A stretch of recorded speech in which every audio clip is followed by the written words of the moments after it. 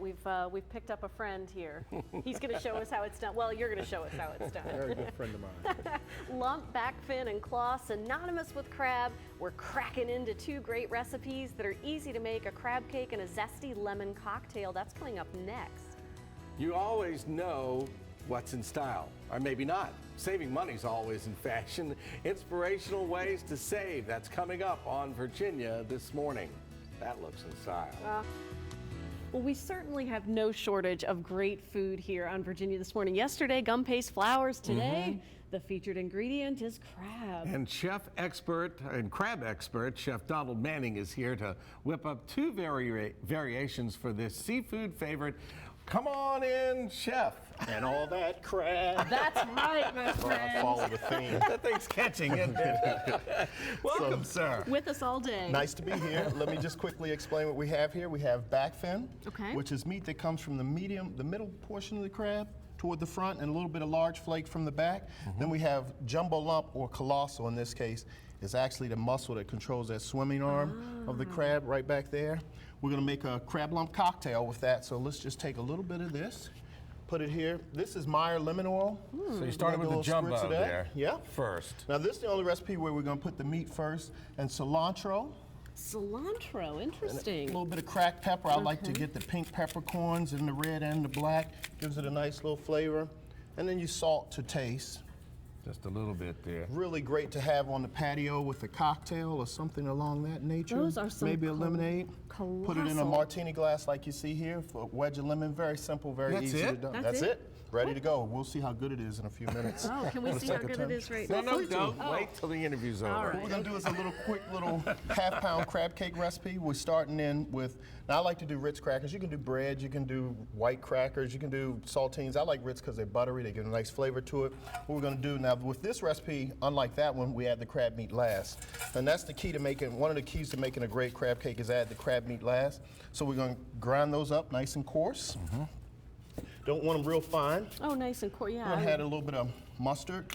We use a recipe, we're going to use about a teaspoon. And that's Gould's mustard, right? Gould's, I like that. You can use French's, Grey Poupon. I like Gould's because of the spicy characteristic. Hellmann's mayonnaise, if you're watching your weight, you can do light.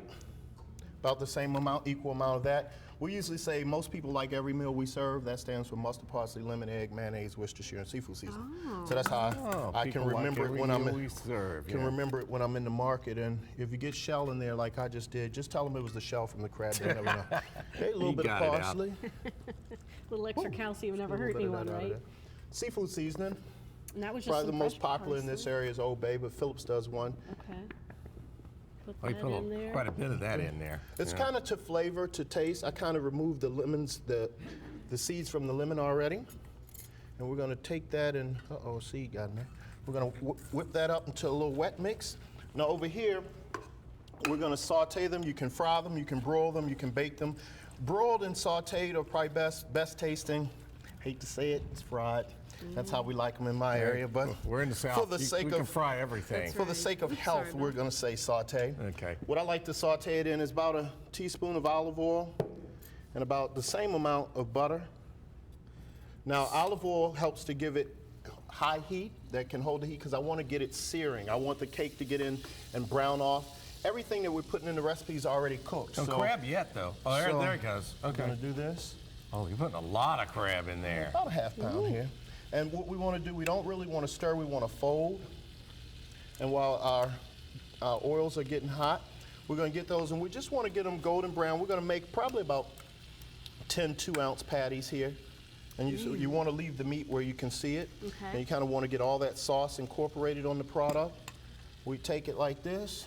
But don't mix it up too much. Yep. Just tell it to get together. Let's see if that's ready. Give that a minute. Okay.